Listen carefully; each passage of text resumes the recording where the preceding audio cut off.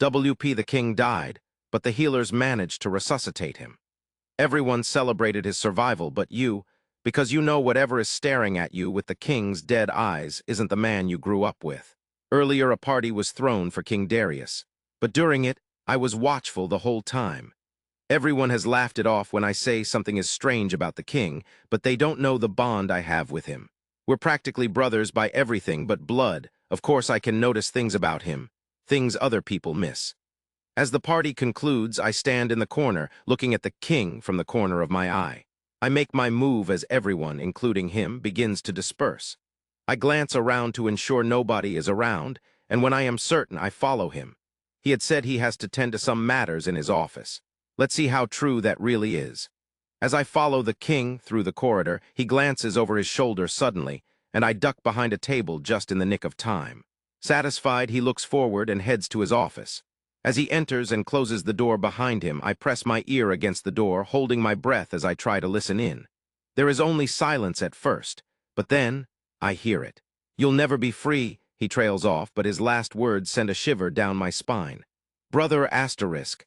Brother, the king told me he had a twin brother, but he told me he died at a young age. This doesn't make any sense. How are they both?"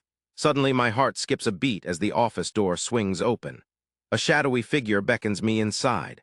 I hesitate, but find myself compelled to move forward and do as commanded. There I see the man is the king, standing next to the real king. Only now that I look at it, the impostor looks less than human-like. His eyes are dead, that much I already knew, but something about him unsettles me. As he reaches out to touch me, my hands go right through him. My eyes widen in astonishment. "Why, you're a ghost." The ghost chuckles but doesn't answer. "Why did you pretend to be the king?" The ghost, however, shakes his head. "I pretended to be him because I wanted people to know the truth." My blood runs cold as I try to imagine what he means. "When I fell off that cliff as a kid, it asterisk wasn't because I fell." "Don't listen to him." The real king manages to yell from his chair despite the loose bounds in his mouth. "It was because he pushed me," the ghost yells. Before I can speak, the real king manages to spit his bounds out. "Liar, you can't prove it." "Is that so?" With a snap of his fingers, the impostor transports us back in time. There I see the king with his twin brother. The twin brother, like many boys his age do, was acting wildly and annoying his brother. Having had enough, the asterisk king pushes him lightly. But his eyes widened as he realized his mistake. "Brother," the king shouted, but it was too late. His brother had fallen to his death asterisk.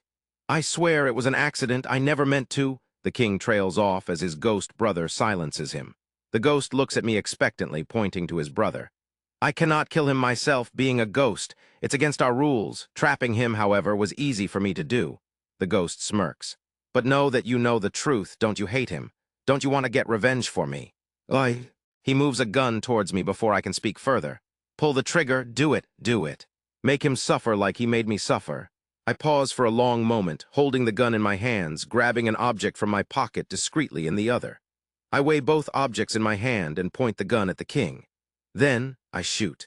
Except I aim to the side of him at the last moment and threw the object at him. He cries out in surprise before he gets sucked into the object, and I shatter it. His soul is now lost forever, as it should be. I'll be asterisk damned if I let anyone kill my brother asterisk. Hope you enjoyed reading what I wrote for this writing prompt. I have taken a break from responding to writing prompts, so I only just started back up again fairly recently, and I am always open to learning more about writing, so feel free to provide any thoughts or feedback. Thanks.